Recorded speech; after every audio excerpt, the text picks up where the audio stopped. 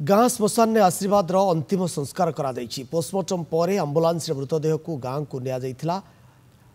तापरे हजार हजार लोके शोभायात्रा नहीं गाँ परिक्रमा करने पर श्मशान शेषकृत्य संपन्न कर शोभायात्रा बेले उत्त्यक्त लोकों स्लोगान थिला अभियुक्त को फांसी दियो। ए घटना को नहीं गाँव में उत्तेजना लगी रही पुलिस फोर्स मुतयन कर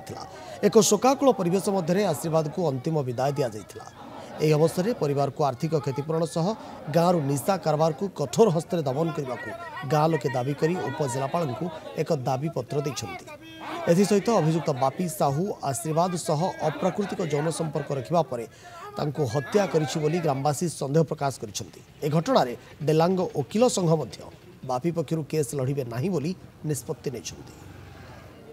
ଜିନିଷ ପୋଲିସ କେମିତି ସନ୍ଧାନ ପାଇଲେ ରାତି ଅଧରେ ଆସିକି ସବୁକୁ ଉଦ୍ଧାର କରିକି ନେଲେ आउ ताकू टांकी भितर भर्ती कले कहना दिन हेले घोवाला अधिका घटका चलिए बोली पुलिस वाला देखी सन्धान किसी आगुरी जानी ये भी बापी करजदाम आगुरी बहुत ये करी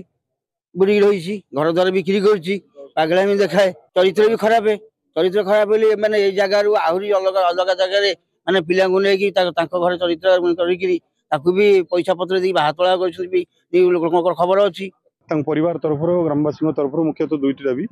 इन्वेस्टिगेशन को केमिति फास्ट ट्रैकिंग करा जिवो दोषी को उपयुक्त दंड मिलिवो एवं सेमानकर डिमांड फांसी दंड पाई जोटा कि आम क्षमतार परिसर बाहर आम निश्चित भाव में उपरिस्थ अधिकारी पाखे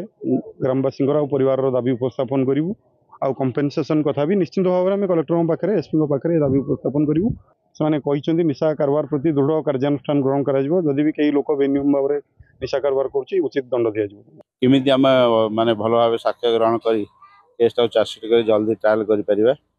विचारटा केमी मैक्सिमम पनिशमेंट दिए आम लक्ष्य बर्तमान आम जमी से केमी रेस्क्यू करा जीवंत भाव बर्तमान आम चैलेंज रही जल्दी सिक्योर करा कन्विक्शन एवं हाईएस्ट पनिशमेंट जहाँ अच्छी मर्डर केस रे सेटा केमी सिक्योर करा आम लक्ष्य रहा।